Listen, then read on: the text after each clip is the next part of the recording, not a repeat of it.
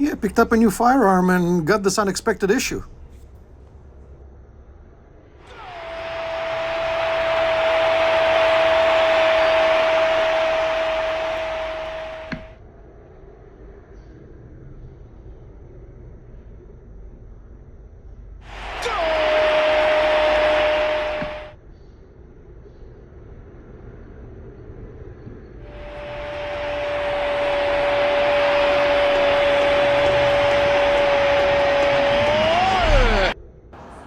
Alright, so I took a look at it, I pinpointed the problem, and here is the remedy.